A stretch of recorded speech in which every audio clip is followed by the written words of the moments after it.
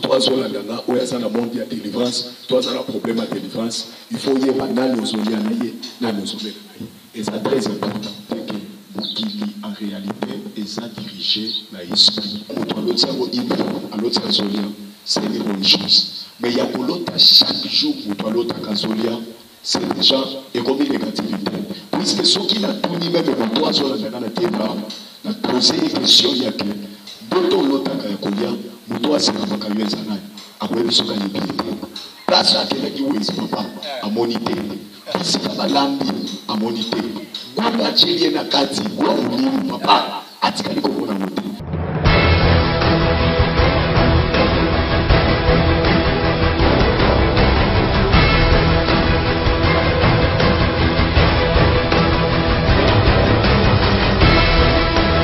Et n'hésitez pas non plus à liker la vidéo et d'activer la cloche de notification. Voilà. Aujourd'hui, Toyambi Ponabino, Moussala Nzambe, quelque part na kati ya ville oyo ya Luanda, lelo oyo tokosolola nayi parce que bita émission ezali éclaircissement par rapport ya parole de Dieu. Alors mon père Nabiso Toyambi Yemoko a se présenter na micro ya Zanango. Bon dia pasteur. Bon dia Papa Tony, bon dia peuple de Dieu, au Bazouami na Luanda, na Pesibino so bon dia, au pe Bazouami na Libanda ya Luanda, na pays étrangers, na Pesibino so bote. Merci. Prophète Cédric Kamanga yebisa biso prison satanique eza nini? Ok Papa Tony, Nzambe apambola yo. Amen. Prison satanique eza uniquement état oyo muto azobika involontairement, il y a volonté naïe. Donc c'est un prisonnier. Parce que la Bible, la nature elle-même doit nous enseigner. Donc la nature, pour que nous soyons prisonniers, à des fois, on a besoin d'abîmer les camoupepe, mais besoin d'interdire. Même pour visiter, c'est tout un problème. Même pour nous coller, on a besoin de air. Donc, azobika na volonté na été, mais na volonté à batu misusu. Donc, mutunyo so azobika sous volonté na été, mais azobika na volonté à batu misusu. C'est un prisonnier, papa. Donc, eza si j'ai mon ko muto ko négligé te. Bible zolo bana mokanda ya Osée chapitre 4 verset 6 que mon peuple périt faute de connaissance. Biloko ebele soki muto azana connaissance na ngote. Azobika na kati ya prison sans pourtant qu'il y ait que c'était prisonnier à l'ouka délivrance. Donc ndebisika ya pasi koleka nyonso ngwana. Donc toute situation nyonso oyo zobika bisiko zolanda ngoza. Ozobika na situation oyo volonté na yo. Ozomona ngo ezoko kisamate mais ozo sentir que ozobika na volonté oyo. Yo moko ozomona que za volonté pe ya bienté. Donc ça déjà une prison oyo sur côté. Parce que Bible ezolo bana mokanda ya Psaume chapitre 37 verset 4 ezolo ba que fais de l'Éternel ton délice, il te donnera ce que ton cœur désire. Yo bisiko oza mwana na nzambe. Osala ka nyonso pona nzambe. Okomisa nzamba muto ya retraite ozanga te. Prière ozalaka, offrande ozopesa. Mais nyonso ozoluka ezokomela yo te. Sache-le bien que papa, il faut luka délivrance parce que tu es un prisonnier, ou un prisonnier satanique. Donc il faut d'abord premièrement oyeba que prison spirituelle, prison satanique existaka. Et Seigneur yeba que prison satanique existaka, papa prophète alobeli yango très bien kozo vivre nakati ya volonté imposée, volonté imposée. Alors tokoki kokende na lombangu papa Cédric Kamanga nakotunaka ndenge nini moto akoki komiyeba aza na kati bongo ya prison satanique. Tokoloba bilembo nini kotalisa ke mutu wana aza na kati ya prison satanique. Papa prophète Cédric Kamanga yebisa biso po toyeba yango. Bilembo oyo mutu akoko yeba ke aza na kati ya prison ya Satan. Eza bilembo ebele oyo yo bisiko zolanda ngo yebi. A des fois wana ozana besoin kobota. Mais ma beauté zoya, tu es un prisonnier. Obali, apeseli nyonso. Mais situation oyo zolingo biko zoko kamote. Malade, et sa situation ba prisonnier. Mutu azana besoin lia. Moya koli ezate. Mutu azana besoin ta mususu nzali zo mete mais appétit oyo ezate. Donc azobika na sabakisi ba imposer situation moko ya pasi. Donc prison eza situation ya pasi o ba privé mutu a jouir. na oezali liberté na ye. Donc c'est un prisonnier. Ozokota même ba chômage muto aluki ezo simbate, c'est un prisonnier. Atangi ba classe ebele papa. Donc connaissance pe azali ko zo na classe, mozo sentir azo la sabaninga mais tout est bloqué. C'est un prisonnier. Okokota muto mususu voir même makambo ba démarche bato nyonso bazo sala démarche à voyager mais zaka na tourna il faut pas melaka ekaka. Donc il y a quelque chose qui ne va pas. Donc muto yo ezo sengela na ina délivrance aluka pri. Et puis s'il vous plaît papa, un prisonnier a se sauvakate. Il faut muto ou talibanda ou akoya pa bimisai. Mais d'abord il faut yemo kwandi mapé que tu es un prisonnier par rapport à l'état où muto azobika. Satan a ozo mona papa. Parce que tozolo bela la prison satanique. Satan ozomona akoko aveuglé même mutu, aveuglé maïle naï mutu. Biloko azobika eza normal, mazo trouva ngo keza eza normal. C'est un prisonnier. C'est un prisonnier papa, c'est un prisonnier. Marcel Kabouye siko zali naza siko za satisfait na réponse oyo que moto naza prisonnier satanique. Prisonnier satanique azo vivre na volonté imposée kobosa nango te azo vivre na volonté imposée.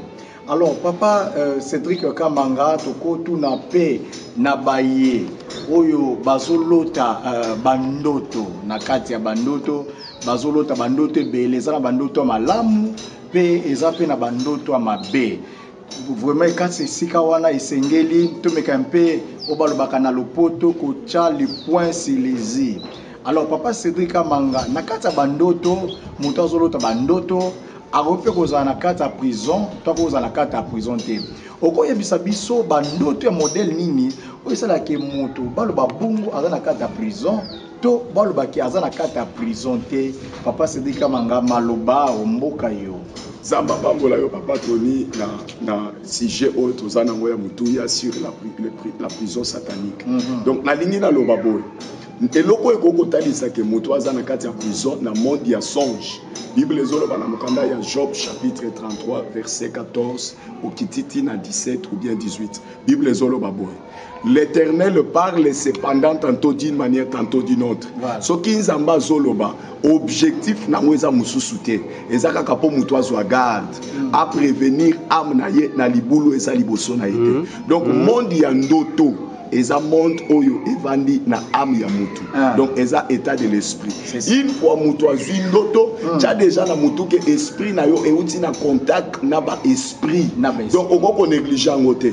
Donc lokola ndoto okoko négliger ngote Bible zo soulever bien likolo ya ba songe ya kenzamba zo lobela mutu na bandenge belé azo prévenir que âme na yezinga na libulu te. Donc âme ya mutu eza état de l'esprit ya mutu. Papa Cédric Kamanga sona kokata yo moke na koloba ete soki moto azui songe, ça veut dire que molimo na ye ekotaki a contact na esprit.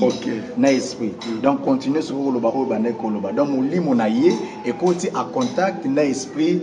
Chers téléspectateurs, ici que vous allez comprendre que na bandoto nyonso lutaka molimo na yo ekoti soit a contact na esprit ya malamu soit na esprit ya mabe.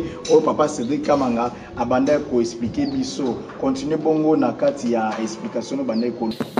Tant tozoloba que moto il faut zolota ndoto ayeba déjà que esprit na ye euti na contact na ba esprit. Okoyeba ndenge nini ke contact na uti nango naza déjà prisonnier ya Satana to pe naza prisonnier ya Yesu. Puisque kobosana te même biso ba otozosalela Yesu bazobenga biso les esclaves du Seigneur. Oui papa toza biso pe toza ba prisonnier kati na nkolo. Différence siko ezozala prisonnier ya kati na nkolo ou bien prisonnier ya kati ya Satan. Okoyeba ndenge nini. Voilà, papa Cédric Kamanga, merci pour la réponse au Topesa Miso. Papa Cédric Kamanga, na kati ya bandoto, na kati ya monde ya bandoto, ndenge nini moto akomiye ba aza na kati ya prison satanique na monde o ezali na monde ya bandoto. Oui papa tolobi boyo. Une fois moto azozwa ndoto ayeba déjà que esprit na ye et outi na contact na ba esprit.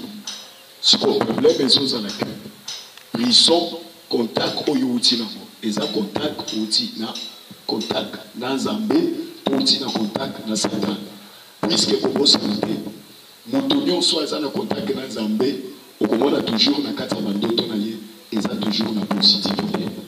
Le moto yo aza na kati ya prison ya Satan to pe auti na contact na ba esprit satanique.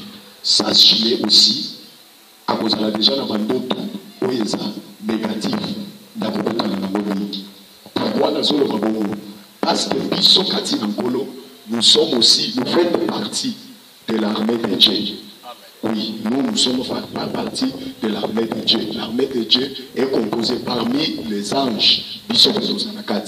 Satan a pris à sa armée naïe, bandoki, bazabe basoda, oye Satan. Si vous moto ya zo ndoto, yoko yeba déjà que nazala kati ya prison ya Satan, et za soki bandoto na yo, ezoki mingi na sens négatif.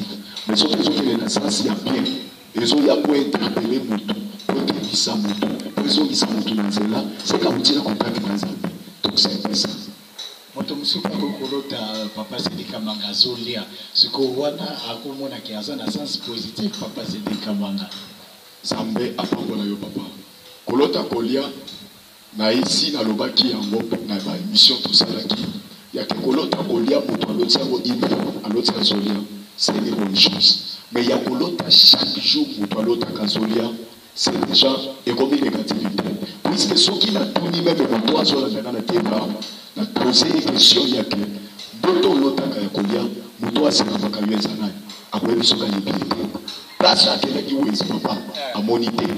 Ici, la lambi, à moniter. Gouda chili na kati, gouda mouli, papa, atikali kokona moté. Usokuta moto ya ni, adie, donc, nakisa na uti na mwana moko wa ututi kwa la kati église à biso. Mwana Aladi azolo tandoto kazolia. Donc ça fait au moins un mois ou bien 2 mois atikali kolamba pondute.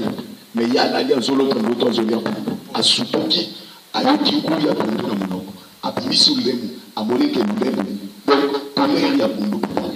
Achala na milo achala likasa ya pondu. Donc vous sentez que mutoyo auti na une réalité oyo mutoko ko négliger na mutu. Mais réalité où est compensée la vie d'un hôpital. Donc cela veut dire que l'autre a chaque jour, ils ont le malade.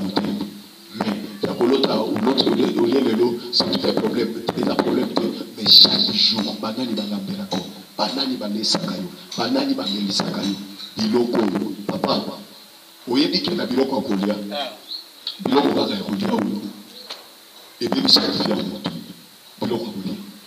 Il y a un même jeune prophète, c'est un bazo et c'est que des autres qui n'ont pas comme c'est là on a besoin de mais à côté, ce qui est un bazo interdit, nous papa. Vous croyez quoi? Donc c'est que nous sommes pour un motoalia, ou coutani na molier, ou coutani na molier. Non.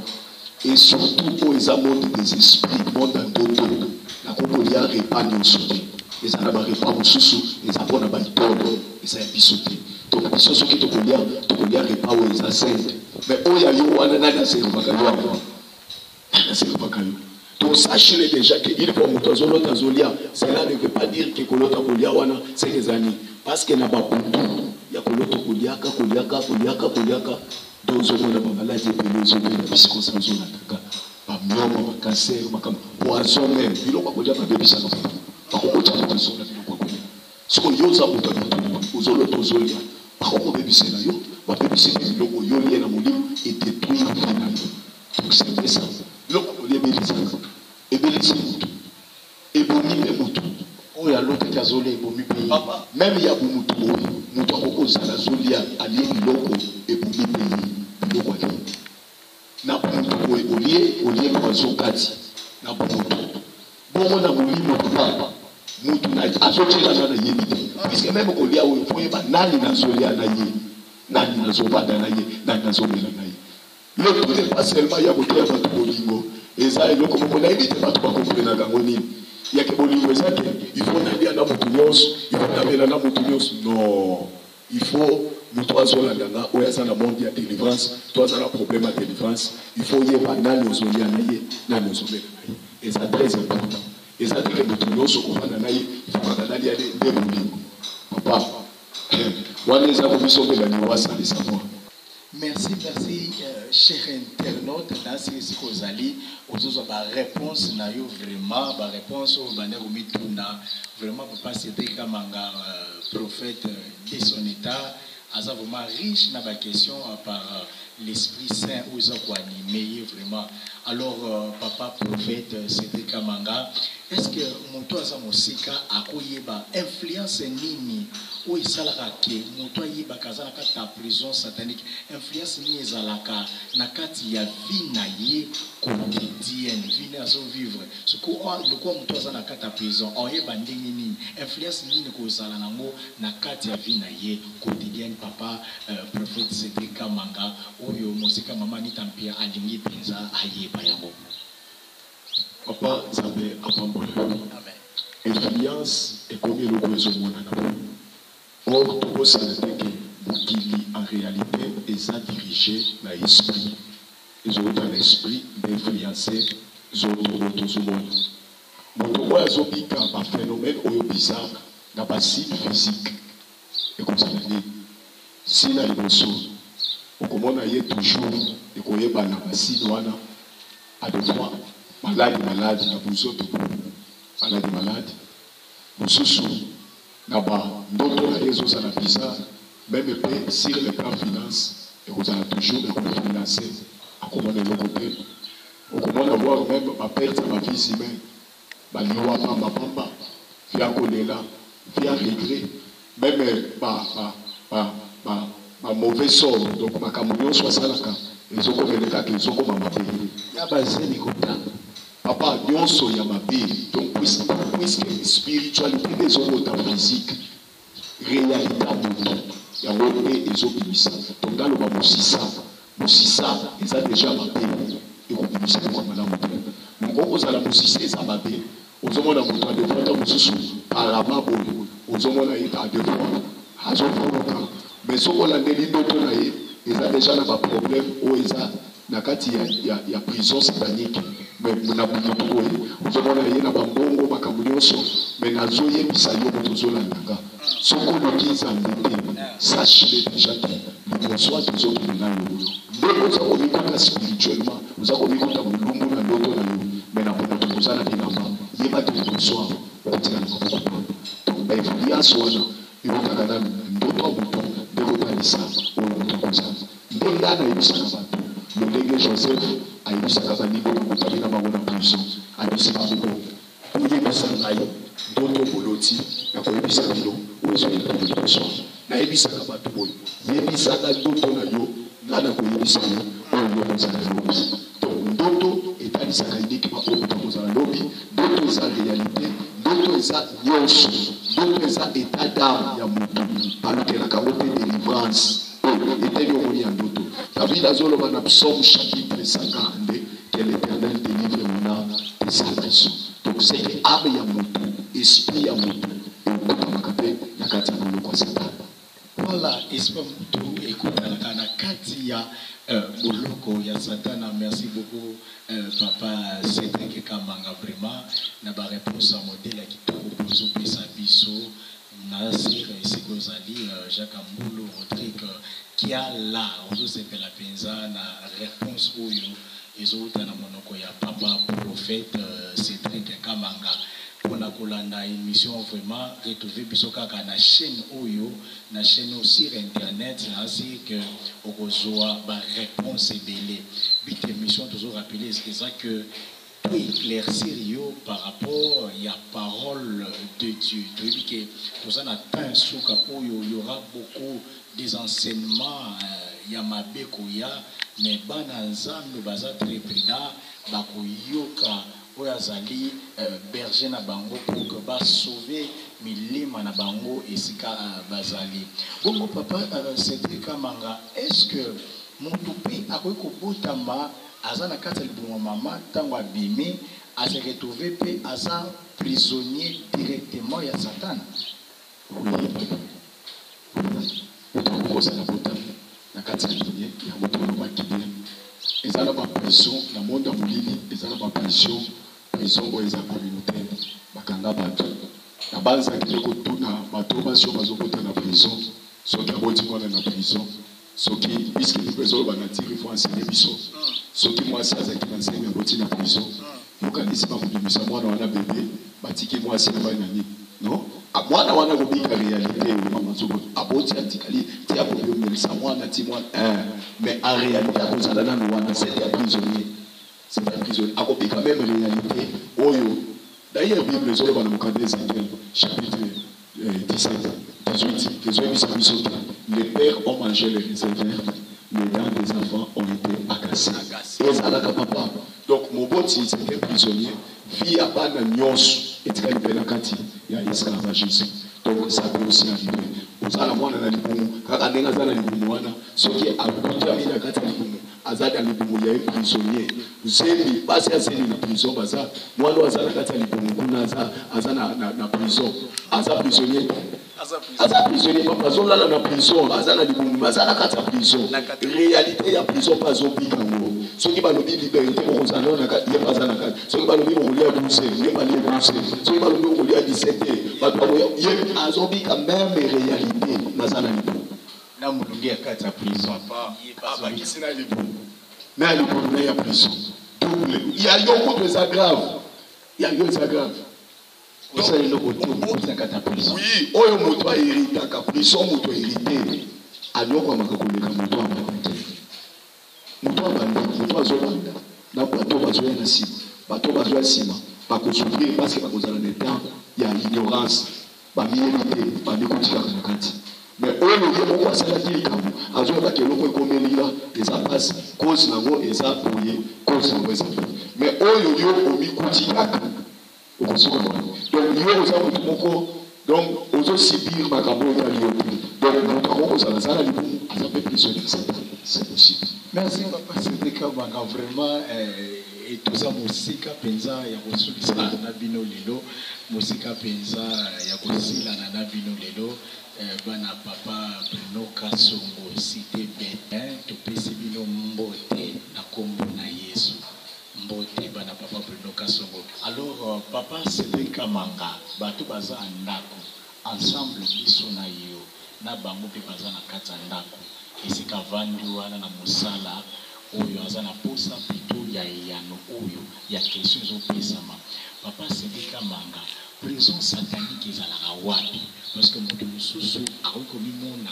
moto wana aza par exemple na Afrique du Sud to moto wana aza msu na Belgique na France mais akanti par exemple bato baza na Afrique nde parfois baza na kata prison satanique ce que yebisa biso prison satanique ezalaka wapi papa c'était Kamanga. Papa Zambia pambola yo nano yo pe moto zolanda na bisika nyonso Zambia apambola yo amen.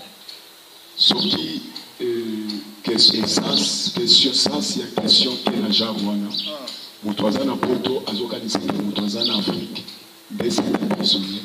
Je crois bien que tosito décortiqué na libandeli ya koloba te état nyonso moto azobika involontairement c'est un prisonnier. Peut-être aux ana kata poto wana ozoluka pozo mukanda c'est prisonnier. Les autres qui étaient donc état nyonso oyo moto ozolinga bandoto amabesi na yo papa tozoyamba ba téléphone ya bato bazali banda mboka oyo bazobika mpe na kati ya prison donc aza na Afrique ici aza na France mais c'est un prisonnier. Prison ya satana ezalaka wapi question tolingani bisika oza kofungola na mokanda ya Esaïe chapitre 42 verset 16 Bible ezoloba boye soki nakokosala lecture papa Esaïe chapitre 42 verset 7 Bible ezoloba boye pour ouvrir les yeux des aveugles, pour faire sortir des prisons les captifs et de l'air cachot ceux qui habitent dans les ténèbres. Ça va pas pour les Amen. Donc, nous avons qui ça la photo, on cause la Afrique, on cause la photo à soigner. On y continue la catégorisation satanique. On y continue le combat dans la situation où yo aux autres kawana, indépendamment de la volonté de yo. Il n'y a pas de chacun, des prisonniers sataniques, ils occupent une place. Voilà, il y a des prisonniers sataniques, ils occupent et c'est qu'attendez, papa prophète, autoperception plutôt, et il y a une réponse, na plutôt, alors papa, Papa Cédric Kamanga mtuzo kubota mape prisonnier satanique te kasi amekuti siko na kata prison satanique. Est-ce que vous expliquer biso ndenge nini mtu akoki kokota bongo na kati ya prison satanique? Ok, mutu akoki kozala aza coupable te. C'est ça, aza coupable te. Mekuti pe akoti na kati ya prison satanique. Spirituel eza de même réalité oyo monaka na prison mutu.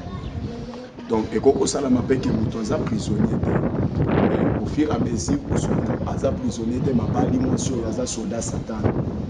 Moi, c'est un soldat Satan, à quoi qu'on a épée. Donc, il y a mobile, il y a des fois, soit mobile, il y a coutani, moi, c'est un doki. Et quand on a mappé que par négligence ou bien ignorance, et quand on a mappé que quand tu es en prison, autres sont en prison, Satan. Dès que mon copain, moi, je suis en famille, je suis prisonnier.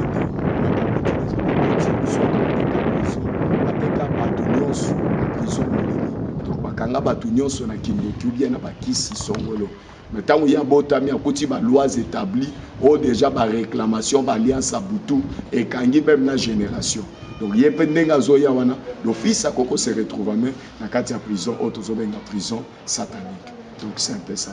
Nabongo Papa Cédric Kamanga, comment peut-on avoir la délivrance? Comment peut-on avoir la délivrance lorsqu'on se retrouve dans la prison satanique? Comment peut-on avoir la délivrance lorsqu'on se retrouve dans la prison satanique? Oui, c'est délivrance totale. Nasa moi délivrance totale les anakate papa. Délivrance totale et Rosala Makaka Mokolo Yesu Azoya, on a cause l'église, Bissonyoso. Donc il va nous délivrer, n'a pas force de se faire avancer. Nasa moi délivrance, c'est toujours processus. Donc à des fois, Bissiko Solandanga, aux an été ni à Bandoto, ou ça compliqué, Bandoto est vendu la négativité. Délivrance, possibilité dans moi, c'est que Yomoko premièrement, si vous trouvez Makunda, Nazope Samusala, donc musala wana samba pesi ya basali nae bakoko na delo to koko sumayo afin que oyeba na kobima na étape oyo zali nango ya prison satanique. Merci Papa Cédric Kamanga. Nahia no penza au pesibiso vraiment les bonnes choses ne dire pas les bonnes choses ne dire pas vraiment. Merci à vous. Abonnez-vous et n'hésitez pas non plus à liker la vidéo et d'activer la cloche de notification. Voilà, comme ça.